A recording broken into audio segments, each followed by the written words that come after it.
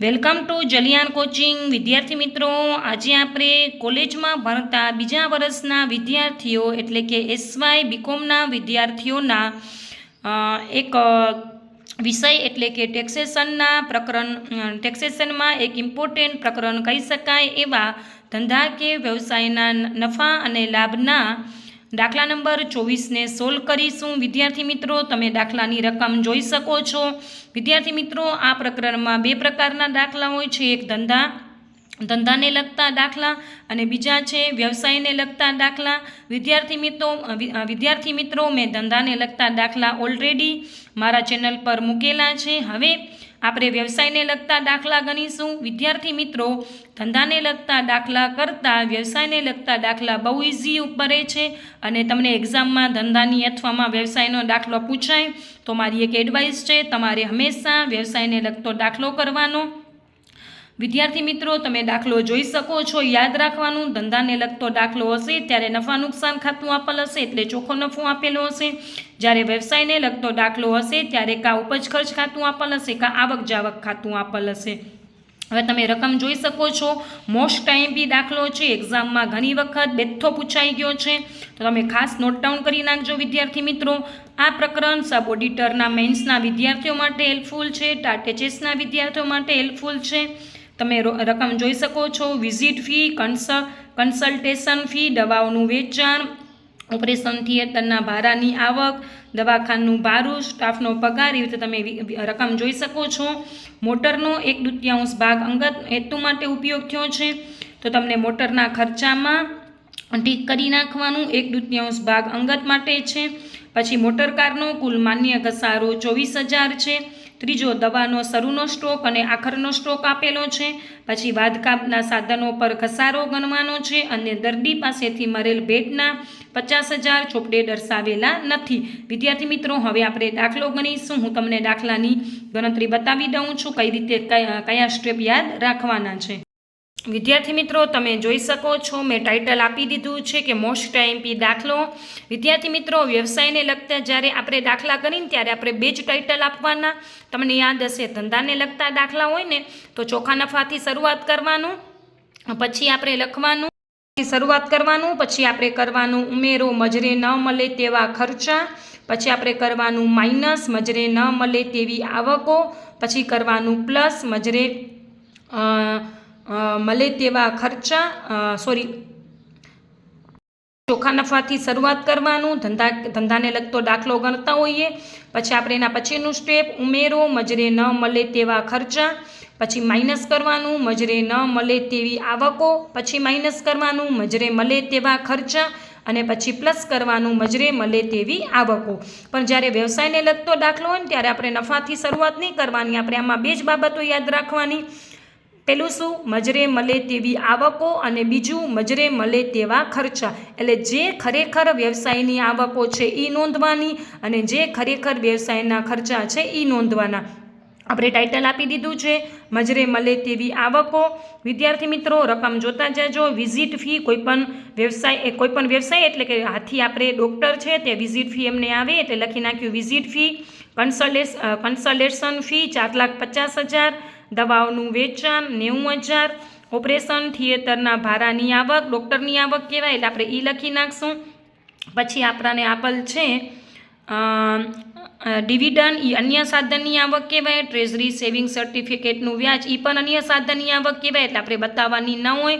દર્દી પાસેથી મળેલ ભેટ, વ્યવસાયમાં તમને કોઈ પણ ક્લાયન્ટ પાસેથી કે દર્દી પાસેથી ભેટ મળી હોય તો આપણી વ્યવસાયની આવક કહેવાય। અને આપણને હવાલામાં આપેલ છે દર્દી પાસેથી મળેલ ભેટના 50,000 ચોપડે દર્શાવેલા નથી, તો આપણે લખવાનું દર્દી પાસેથી મળેલ ભેટ 50,000। આપણે સરવાળો કરશો તો આપણી મજરે મળે તેવી આવકો 14,10,000 થઈ જશે। પછી કરવાનું બાદ, પહેલાં તમે જોઈ લેજો, મજરે મળે તેવી આવકો આપણી 14,10,000 થઈ જશે। કઈ લીધી છે એ ખાસ નોટ ડાઉન કરજો। મેં તમને શું કીધું છે કે જે ધંધાની આવકો છે એ બતાવવાની, એના પછી આપણે લખવાનું બાદ મજરે મળે તેવા ખર્ચાઓ। એમાં સૌથી પહેલાં આપણે ખર્ચા બાજુથી શરૂઆત કરશું. દવાખાનાનું ભાડું કોઈપણ ધંધામાં હોય લખી એટલે કોઈપણ વ્યવસાયમાં હોય, આપણે ડૉક્ટરનો વ્યવસાય છે એટલે દવાખાનું હોય, સ્ટાફનો પગાર લખવાનો છે, પછી રૂમનું ભાડું લખવાનું છે, વીજળી ખર્ચ હોય, ડાક્ટરી પુસ્તકો, કેમ કે હું ડૉક્ટર હાથી છે એટલે ડાક્ટરી પુસ્તકો આવે. વાદકાપના સાધનોની ખરીદી નથી લખવાની કેમ કે મિલકતની ખરીદી કહેવાય, પણ હું તમને શીખવાડું છું એનો આપણે ઘસારો ગણવાનો છે. દિવાળી ખરીદી કોઈ પણ ધંધામાં હોય તો તમે જોશો મેં દવાખાનાનું ભાડું, સ્ટાફનો પગાર, રૂમનું ભાડું, વીજળી ખર્ચ, ડાક્ટરી પુસ્તકો. હવે આપણાને આપેલ હતું દવાની ખરીદી. તો વિદ્યાર્થી મિત્રો, દવાની ખરીદી આપેલ હોય તો તમને દાખલામાં દવાનો શરૂ સ્ટોક અને આખર સ્ટોક આપી દેશે. તો હું તમને શીખવાડી દઉં છું. જ્યારે દવાની ખરીદી આપેલ હોય, શરૂ સ્ટોક અને આખર સ્ટોક આપેલ હોય તો તમારે દવાનો વપરાશ શોધવાનો. તો લખશું દવાનો વપરાશ બરાબર શરૂ સ્ટોક પ્લસ ખરીદી માઇનસ આખર સ્ટોક. ખાસ સૂત્ર નોટ ડાઉન કરજો વિદ્યાર્થી મિત્રો. તમને બુકમાં શરૂ સ્ટોક આપેલ છે 32,000 પ્લસ ખરીદી 60,000 માઇનસ 12,000 રૂપિયા, એટલે આપણાને દવાનો વપરાશ મળી જશે 80,000. પછી આપણે લખશું મોટરના ખર્ચા. હું તમને વાદકાપના સાધનો ઉપર હમણાં ઘસારો ગણતા શીખવાડું છું. ખરીદી પાકા સરવૈયામાં આવે એટલે હવે આપણે મોટર કારનો ખર્ચ આપેલ છે 1,08,000. આપણાને પહેલો હવાલો હતો કે મોટરનો 1/2 અંગત વપરાશ માટે થાય છે. તો આપણે ધંધાના દાખલા કરતા ને ત્યારે અંગત ખર્ચા મજરે ન મળે તેવા ખર્ચામાં લખતા, પણ જ્યારે વ્યવસાયના દાખલા કરીને ત્યારે ખાલી ધંધાના જ ખર્ચા લખવાના. એટલે 1,08,000માંથી 1/2 અંગત ઉપયોગ છે તો 1/2 ધંધા માટે છે. 1,08,000ના 1/2 એટલે 54,000 રૂપિયા આપણે લખશું મોટર કારના ખર્ચા, 54,000 રૂપિયા. હવે આપણે મોટર કારનો ઘસારો ગણીશું. તમને કીધું છે કે મોટર કારનો કુલ માન્ય ઘસારો 24,000, એમાંથી ધંધાનો ખર્ચો કેટલો છે 1/2. આપણે લખશું મોટર કારનો ઘસારો 12,000 રૂપિયા. હવે હું તમને વાદકાપના સાધનો ઉપર ઘસારો ગણતા શીખવાડું છું. વાદકાપના સાધનોની ખરીદી કેટલી હતી 60,000. તમને કીધું છે સાધનો પર 20%નો ઘસારો ગણવાનો છે અને શરૂઆતની ઘસારા બાદ કિંમત કેટલી આપેલ છે તમને 48,000. વિદ્યાર્થી મિત્રો જોશો ને તો વાદકાપના સાધનોનું વેચાણ હતું.